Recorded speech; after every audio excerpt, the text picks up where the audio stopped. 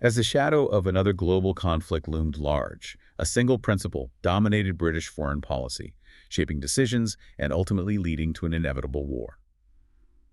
Welcome to CSS Breakdown, Book by Book, Season 06, Episode 27, as we delve into Chapter 27 of Norman Lowe's Mastering Modern British History to dissect the controversial era of appeasement.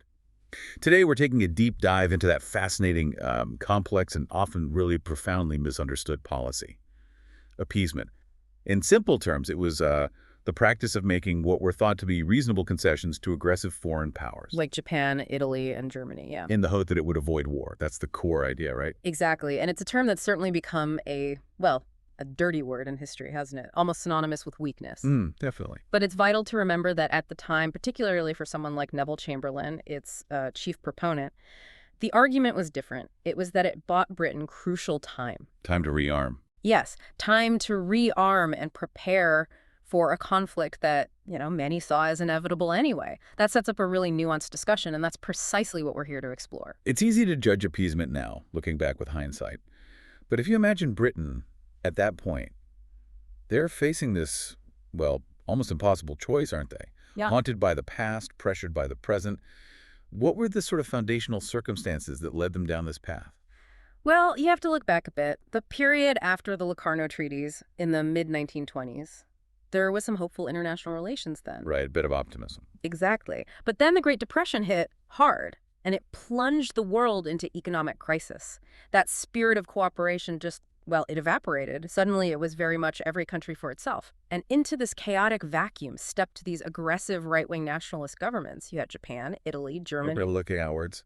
Yes, they all saw territorial expansion as a potential solution to their deep economic problems. And the League of Nations, which was supposed to provide collective security, it just lacked the teeth, lacked the support, crucially, from Britain and France to actually stop them. So Britain and France leaned towards appeasement instead. They did, rather than strongly backing the League. So how did this idea, this policy of appeasement, actually evolve through the 1930s? Did it change over time? Oh, definitely. You can really see two distinct phases. The first, say, from the mid-1920s until about 1937, was more of a vague feeling, as Lowe puts it. Just this sense that war had to be avoided, almost at any cost. Just drifting along. Kinda, yeah. Britain and sometimes France just sort of accepted breaches of the Versailles Treaty and acts of aggression as fait accompli, things that had happened and couldn't really be undone. Were there earlier signs of this? Absolutely. You see its origins in earlier British policies like the Dawes and Young plans, which were trying to conciliate Germany economically. And it's very telling that in the Locarno Treaties, Britain specifically refused to guarantee Germany's eastern borders. Ah, that's significant. It is. Austen Chamberlain Neville's half-brother famously said, and this sums it up, no British government would ever risk the bones of a single British grenadier in defense of the Polish corridor. Their stance on Eastern Europe was pretty clear. Then the second phase really kicked in when Neville Chamberlain became prime minister in May 1937. He gave appeasement a whole new active drive. He believed in it more actively. He genuinely believed he could take the initiative, meet what he saw as reasonable claims through negotiation, and maybe even control and civilize Hitler as the thinking went. That's a powerful point about the legacy of World War I and a war-weary nation. How did that widespread desire for peace then shape the actual decisions made when faced with rising aggression? What were the key justifications they used at the time? Well, there were certainly compelling reasons from their perspective. First, the overwhelming memory of the First World War, just the sheer horror of it. And then the terror of new aerial bombing technology. Guernica. Exactly. The German bombing of Guernica, killing over 1,600 people. It fueled this terrible fear that the bomber will always get through. The thought of British cities facing that.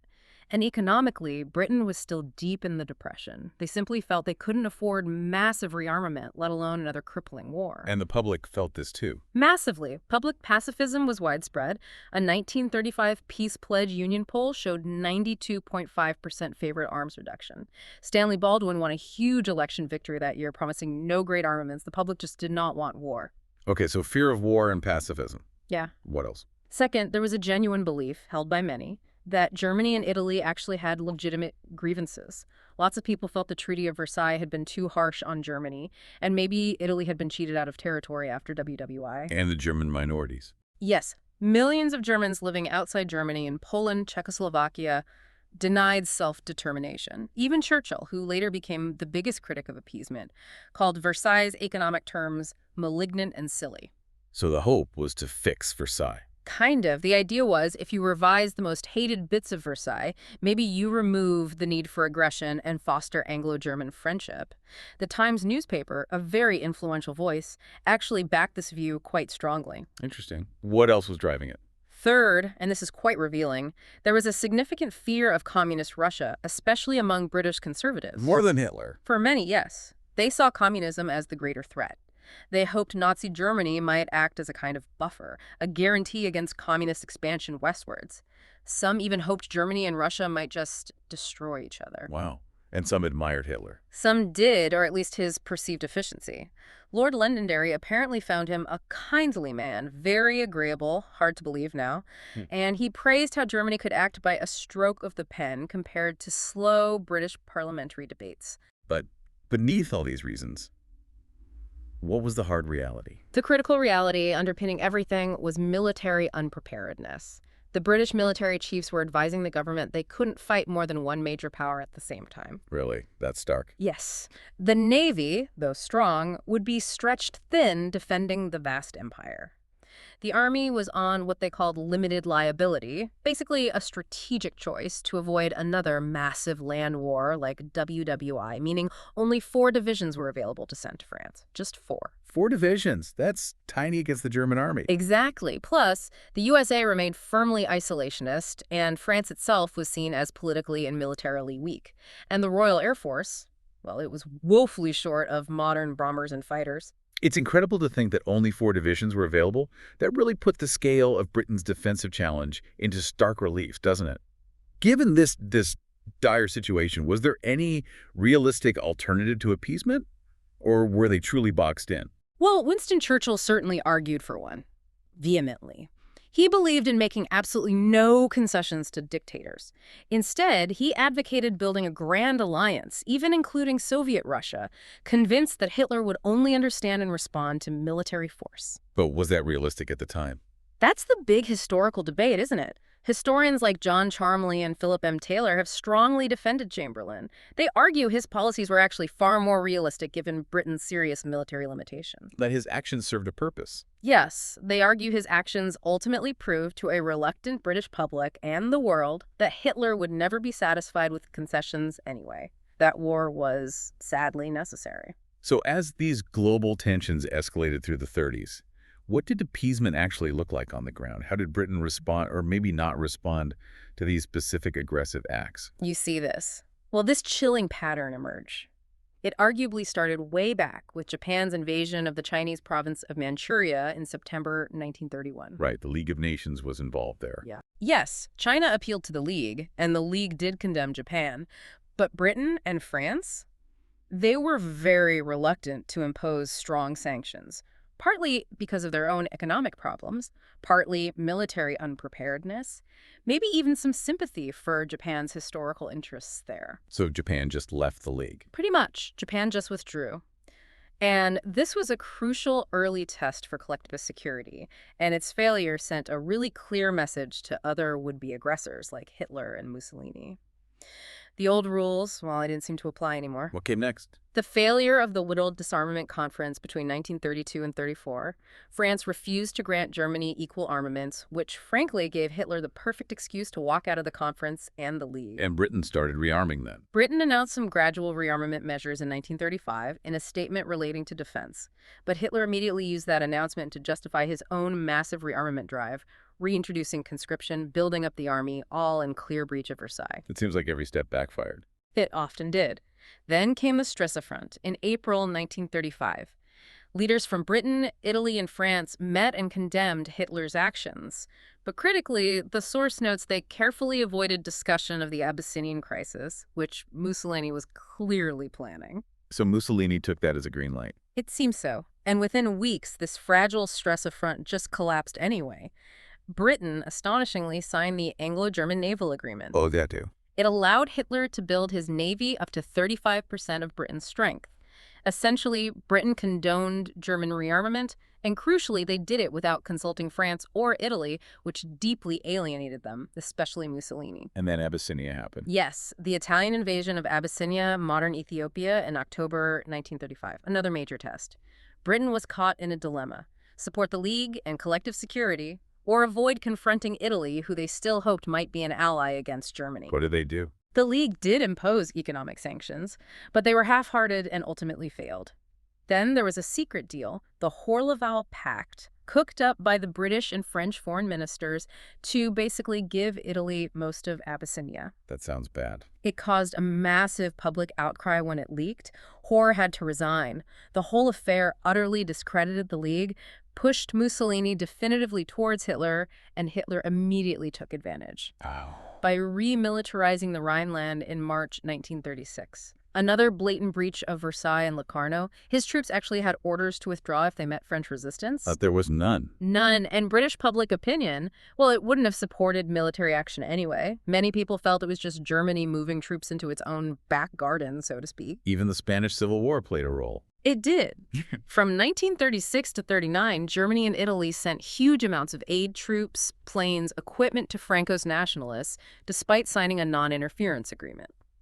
Britain stuck to a non-intervention policy. Opinion at home was divided, and the conservative government certainly wasn't keen on the Spanish Republican government's communist connections. Did Britain try anything with Italy later?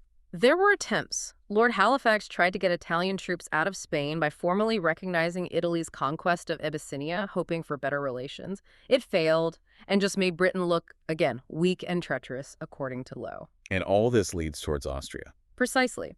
The German occupation of Austria, the Anschluss, in March 1938, this was Hitler's greatest success yet, and another hammer blow to the Versailles settlement, Britain and France. They just protested verbally. Again, it revealed their weakness. And the strategic impact. It was huge. Austria's annexation strategically crippled Czechoslovakia. It could now be attacked from three sides. The stage was tragically perfectly set for Hitler's next move. So what does all this mean? The pattern is clear. The stage is set, leading right up to the ultimate test of appeasement: Czechoslovakia. Absolutely. By this point, Hitler's main foreign policy aims were pretty obvious, weren't they? Destroy Versailles, reclaim lost territories like the Saar and the Polish corridor, unite all German-speaking people. He'd largely achieved the unification part with Austria. So Czechoslovakia and Poland were next. Exactly. Both had significant German minorities. Now, his eyes were firmly on them. There's still some historical debate about his ultimate goals. Most historians agree he sought Lebensraum, living space, in the east, which meant conquering Russia eventually. But some, like A.J.P. Taylor, argued he perhaps never intended a major global war, maybe just limited, swift conflicts. Okay, so walk us through those dramatic events surrounding Czechoslovakia. This is where Chamberlain really put his personal diplomacy to the test, flying to Germany. He did. Hitler was probably already set on destroying Czechoslovakia anyway. His excuse was the alleged discrimination against the 3.6 million Sudeten Germans living in the border regions. Chamberlain, ever the optimist perhaps, or maybe just deeply self-confident, felt it was his personal duty to prevent war. So he flew to meet Hitler, his first flight ever. Yes, quite remarkable. He flew to Berchtesgaden in September 1938. Hitler seemed to accept Chamberlain's initial offer, which involved pressuring the Czechs to cede the Sudetenland. But then, a week later, at a second meeting in Godesberg, Hitler dramatically increased his demands. He wanted more territory and immediate German troop entry. And the Czechs. The Czechs, understandably, refused this ultimatum and mobilized their army. War looked incredibly close. So, with war seemingly inevitable, Hitler then invited Britain, France, and Italy. Mussolini, acting as a sort of broker to a four-power conference in Munich on September 29, 1938. The infamous Munich Conference. That's the one. And there, the Sudetenland was effectively handed over to Germany. Crucially, neither the Czechs nor the Russians were invited. The Czechs were basically told afterwards, accept this, or you fight Germany alone. And what was the immediate reaction back in Britain? Relief. Overwhelming relief initially. Chamberlain flew back to Britain waving that famous or infamous scrap of paper, a joint declaration he'd signed with Hitler promising to renounce warlike intentions and settle future disputes peacefully. And he declared peace for our time. He did. He received a rapturous public welcome. People genuinely believed or desperately wanted to believe that war had been averted. But not everyone was convinced, of course. Churchill wasn't happy. Far from it. Churchill famously called Munich a total and unmitigated defeat. Alfred Duff Cooper, the first Lord of the Admiralty, actually resigned from the cabinet in protest, stating bluntly that Hitler couldn't be trusted. It's still fiercely debated whether Chamberlain truly misjudged Hitler's character so badly, despite mounting evidence of his unreliability.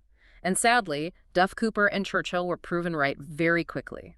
Czechoslovakia was crippled, losing its border fortifications and about 70% of its heavy industry.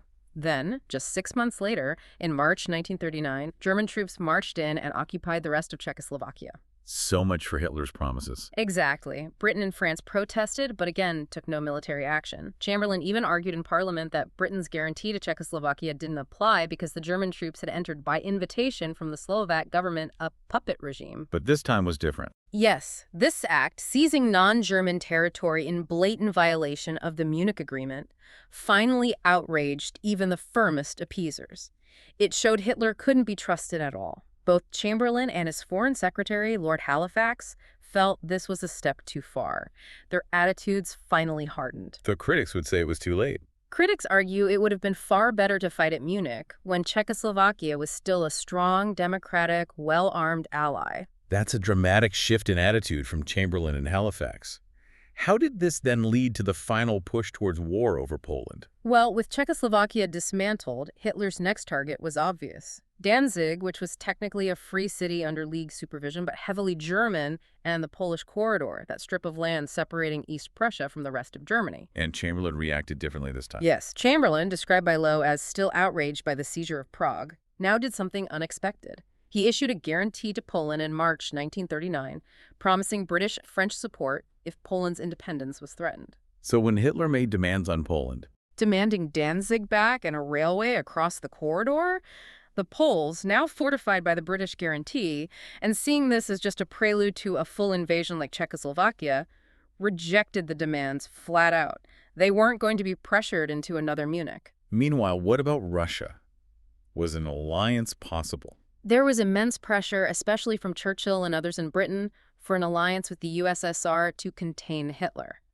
Stalin himself seemed anxious for an agreement, and negotiations did begin. But they failed. Why? Several reasons. Chamberlain and Halifax deeply distrusted the communists. That fear we mentioned earlier was still strong. They also doubted Russia's military strength, especially after Stalin's brutal purges of the Red Army leadership.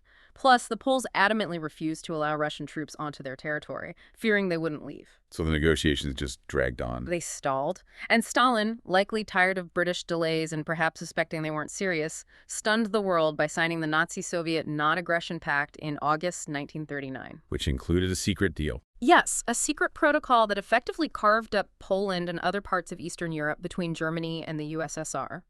Hitler was now convinced. With Russia neutral, he believed Britain and France wouldn't actually intervene over Poland. He thought their guarantee was just a bluff. So on September 1st, 1939, German forces invaded Poland. And Chamberlain's reaction. Even then, Chamberlain made one last, desperate attempt at appeasement. He suggested another conference if German troops withdrew first. There was no response from Hitler. So war was inevitable. The pressure in Parliament and from the public was immense. Finally, Chamberlain sent an ultimatum to Germany demanding withdrawal. When it expired at 11 a.m. on September 3rd, Britain was at war with Germany. France followed suit shortly after. So when war finally came, after all that, how prepared was Britain? Especially considering the debate about rearmament and the time bought by Munich. It's complex. Britain had never completely disarmed, of course, but spending had been significantly reduced before Hitler came to power. Churchill, to his credit, had been consistently warning about the threat, especially from air attacks, and pushing for defense buildup from about 1933 onwards. But Britain rearmed slowly. Initially, yes, much more slowly than Germany. For example, the figures Lowe cites for 1937-38 show Germany spending maybe 4 times what Britain did on armaments. And Germany had significantly more frontline aircraft before Munich. But things changed after Munich. Dramatically. Lowe's describes a dramatic surge in British arms production after Munich. Things like anti-aircraft guns increased fourfold. And crucially, the network of radar stations along the coast, absolutely vital for the Battle of Britain, later was built up during that period. So the debate continues. Yes. Did Chamberlain's hopes for lasting peace at Munich tragically limit earlier, more effective rearmament? Or was the year gained between Munich and the outbreak of war absolutely vital for Britain to stand any chance, especially in the air? It's a key point of contention. This brings us to the really big question. After tracing this whole policy and its consequences, who or what was truly to blame for the Second World War? It seems like such a complex web of factors. It absolutely is, and historians have debated it for decades, and still do. Broadly, you can point to several background factors: the lingering bitterness and weaknesses created by the Treaty of Versailles, the failure of the League of Nations to provide real security, the global economic crisis, which definitely fueled Hitler's rise, and you could even argue the USA's determined isolationism played a part. But by late 1938, hadn't many of Germany's specific grievances been addressed? That's a crucial point Lowe makes. By the end of 1938, reparations were long gone, the Rhineland was remilitarized, Austria was annexed, the Sudetengermans were incorporated into the Reich. Germany was undeniably a great power again, so why did war still happen? What went wrong? Okay, let's break down the main arguments. Was Hitler just solely to blame for driving things to war? For a long time after the war, that was the dominant view, and it still holds a lot of weight. You look at Hitler's actions regarding Poland, it wasn't just about reclaiming territory, it was about destroying Poland as a nation. And his clear, long-stated plans for conquering the USSR, outlined in Mein Kampf and other documents like the Hossbach Memorandum. It all suggests a grand design that inevitably led to war. So if that's right, appeasement just helped him. Exactly. If Hitler was always bent on war and domination, then appeasement, from this perspective, merely made things easier for him, allowed him to gain strength and choose his timing. Though some argue, maybe he didn't intend a full world war in 1939, perhaps just swift blitzkrieg victories against opponents he saw as weak and decadent. Right. Or, flipping it, were the appeasers themselves the guilty men, as a famous pamphlet called them? That's the other major argument, that appeasement itself was fundamentally flawed and counterproductive. The core idea here is that Hitler, being a bully and a gambler, would actually respond to firm action, to strength. So giving way just encouraged him. Precisely. By consistently giving way, for instance, during the Rhineland remilitarization in 1936, when Germany was still relatively weak, the argument goes that the appeasers emboldened Hitler, increased his prestige at home, and encouraged him to take ever bigger risks. As the historian Alan Bullock put it, success and the absence of resistance tempted Hitler to reach out further. And the stand over Poland was the wrong one. Some critics, like Churchill, argued that Chamberlain chose the wrong issue over which to finally make a stand. Poland was geographically harder to defend than Czechoslovakia, and arguably militarily weaker. They point to the idea of that Grand Alliance, Britain, France, Czechoslovakia, maybe even Russia, as a missed opportunity back in 1938 that might have deterred Hitler. However, Chamberlain has his defenders, and quite strong ones.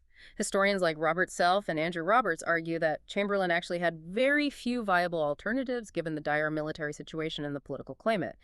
They suggest the Grand Alliance idea was probably never truly possible because of deep mistrust, like Stalin's suspicion of Britain and Poland's absolute refusal to allow Russian troops in. And for them, the main motive was buying time. That's the crucial point for defenders. Chamberlain's main motive at Munich was to give Britain time to rearm. Philip M. Taylor goes further, arguing that it was only after Hitler broke his Munich promises by seizing non-German Czechoslovakia in March 1939 that the British public became fully united and psychologically prepared for war. Andrew Roberts even controversially credits Chamberlain significantly for the victory in the Battle of Britain, arguing the time gained was essential for building up air defenses. Then there's A.J.P. Taylor's really controversial theory. He sort of challenged the whole idea that Hitler had this master plan for war, didn't he? Exactly. In his book, The Origins of the Second World War, Taylor argued Hitler was more of a brilliant opportunist, reacting to events and the mistakes of others, rather than following some detailed blueprint for conquest. So Hitler didn't intend a major war in '39. Taylor argued he expected, at most, a short, localized war with Poland, and was perhaps lured into the war almost by accident when Britain and France unexpectedly called his bluff and declared war. Taylor suggested that while Chamberlain miscalculated Hitler, Hitler also badly misread British and French resolve. Though Taylor didn't exonerate Hitler, he certainly blamed German aggression as a historical tendency. He shifted a significant portion of the blame onto the inconsistencies of the appeasers and diplomatic blunders. And finally, what about the USSR? Did the Nazi-Soviet pact make war inevitable? That's another key part of the blame game. The argument is straightforward. By signing the pact with Hitler instead of allying with Britain and France, the USSR gave Hitler the green light to attack Poland and thus made a wider war inevitable. An alliance with the West, it's argued, might have deterred Hitler. But there's a counter-argument. Yes. The counter-argument, supported by evidence that Stalin genuinely did seem to want an agreement with Britain, is that British leaders, particularly Chamberlain and Halifax, deliberately stalled the negotiations. Their deep-seated distrust of communists, combined with doubts about the Red Army's effectiveness after Stalin's purges, led them to drag their feet. So Stalin felt he had no choice. Russian historians often justify the pact purely as a pragmatic move to buy the USSR crucial time, about 2 years, as it turned out, to prepare its own defenses against the inevitable German attack they knew was likely coming eventually. So, weighing all that up, what's the prevailing view among historians today? Well, few now fully accept A.J.P. Taylor's idea that Hitler had no long-term plans for war. The broad consensus seems to have swung back towards viewing Hitler as largely responsible. Driven by a will for war. Yes. Driven by a fundamental will for war and a core ideological vision of a racially pure, German-dominated Europe.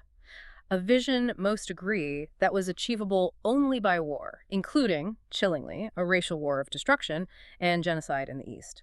Ian Kershaw, Hitler's leading biographer, puts it very clearly: war, the essence of the Nazi system, was for Hitler inevitable. Only the timing and direction were at issue, and there was no time to wait. Wow.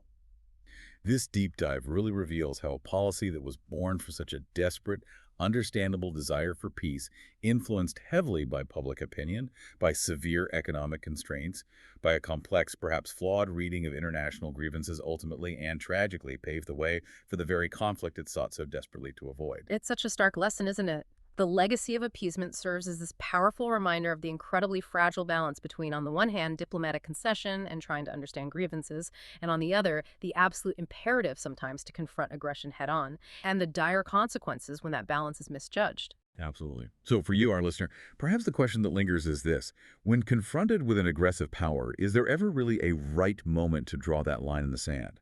Or does delaying action, trying to buy time, simply embolden further aggression? And maybe, what are the hidden long-term costs of seeking peace at almost any price? Definitely something to ponder as you reflect on this incredibly complex and consequential chapter of modern history.